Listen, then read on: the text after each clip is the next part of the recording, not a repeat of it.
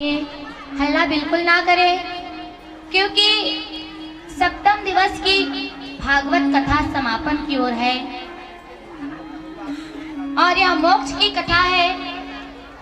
तो जितने भी माता बहन हैं सभी कृपया शांत होकर के भागवत कथा श्रवण कीजिए। एक समय की बात है, श्री सुखदेव जी महाराज राजा परीक्षित जी को कथा सुना रहे हैं कि एक समय भगवान श्री कृष्ण के महल में दुर्वासा ऋषि जी आए। दुर्वासा ऋषि जी आए, उनका सुंदर स्वागत किया गया, आसन पे बिठाया गया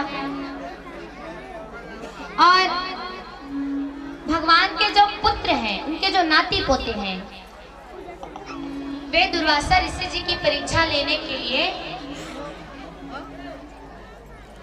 अपने पेट में कपड़ा लपेट करके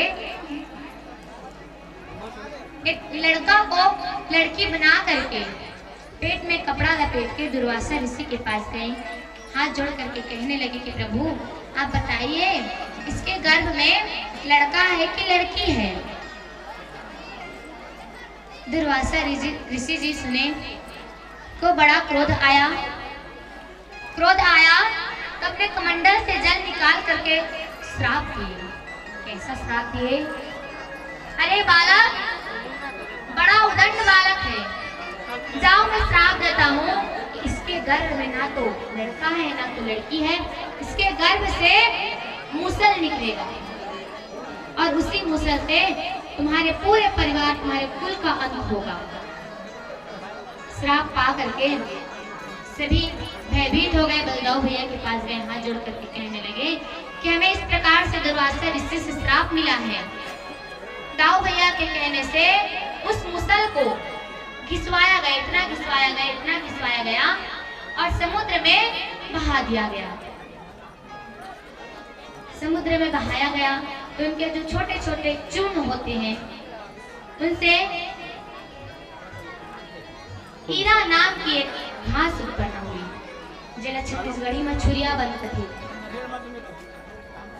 है ना जी? बन लक्ष्मी हाथ कटा जाती, सब जाना था ना वाला। तो वह घास उत्पन्न हुआ, हीरा नामक घास उत्पन्न हुआ और उसी से भगवान श्री कृष्ण और बलदाऊ भैया, इनको छोड़ करके जितने भी भगवान के परिवार है, उनके कुल हैं, उसी से उनका अंत हुआ।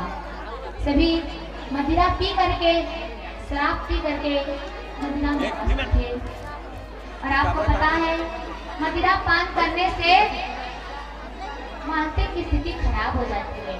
वे अपने सगे संबंधी को भूल जाते थे और उसी घास से एक दूसरे को मारने लगे और इस प्रकार से भगवान श्री कृष्ण जी का जो परिवार है वह नष्ट हो गया। बचे भगवान श्री कृष्ण और बलदाऊ भैया समुद्र में जा करके जल समाधि ले लिए। भगवान श्री कृष्ण जी बच गए। भगवान श्री कृष्ण जी कदम के वृक्ष पे बैठे बांसुरी की तान छेड़ रहे थे। भगवान श्री कृष्ण जी कदम के पेड़ पे बैठे बांसुरी बजा रहे थे। वहां एक व्याधा आई जो एक छोटा सा कड़ बचा था, मुसल का इतना बड़ा कड़ बचा था, बहुत नुकीला था। उसको वह व्याधा अपने बाण की नोक में लगाई थी और भगवान श्री कृष्ण जी का पैर आज मृगा के मुख के समान, मृगा के मुख के समान दिखाई दे रहा था। तो वह व्याधा जो है भगवान श्री कृष्ण जी के पैरों पे बाढ़ छोड़ी तो भगवान श्री कृष्ण जी जमीन में गिर गए और आज परम पिता परमेश्वर भगवान श्री कृष्ण, जो कि अधर्म का नाश करने के लिए, पृथ्वी का भार उतारने के लिए इस धराधाम में अवतार लिए थे, आज उनको भी इस धराधाम को छोड़ करके अपने परम धाम को जाना पड़ा। वृंदावन बिहारी लाल की जय हो। हाँ, हमारे गांव के निषाद मोहल्ला से सामाजिक कार्यकर्ता, हमारे गांव में जो कृष्ण लीला हुआ करता था उसमें प्रमुखता से अपना अभिनय का छाप छोड़ने वाले सम्मानित श्री रामदास जी बरेट, उनको मैं आशीर्वाद सम्मान के लिए मंच पर सादर बुलाना चाहूँगा। श्रीमान रामदास जी बरेट वासुदेव का रोल उनको आज भी मौखिक याद ही होगा और उनके लिए बहुत प्रसिद्ध भी थे। और इनके रामदास जी बरेट और इनके नाती डी आनंद की तरफ से समिति के संचालन हेतु 151 रुपए का सहयोग राशि हमें प्रेषित किए हैं। हमारे बाल विदुषी पूजनीय दुर्गा किशोरी जी से हम आग्रह करेंगे कि इनके घर परिवार सुख समृद्धि से रहे, ऐसा कुछ आशीर्वचन इनको बोले। धन्यवाद।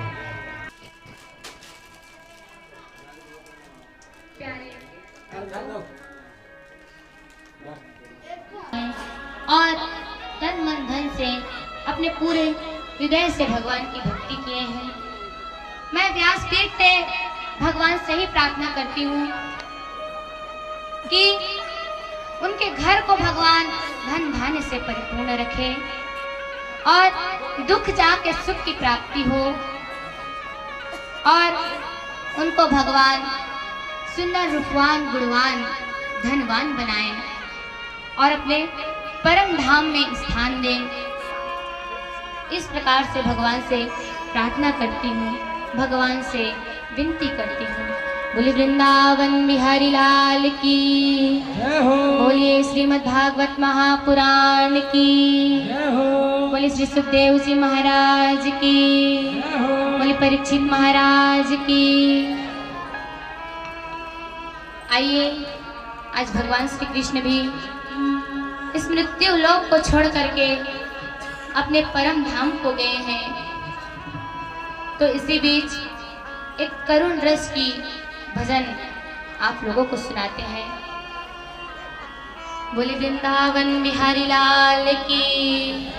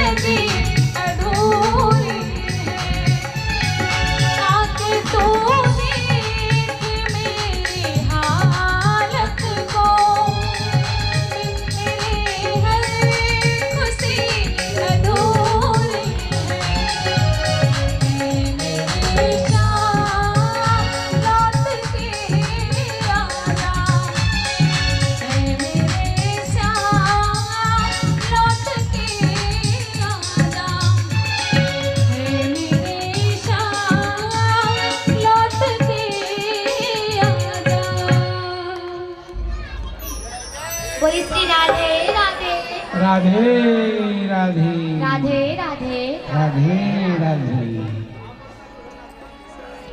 बोले वृंदावन बिहारी लाल की जय हो। प्यारे भक्तों,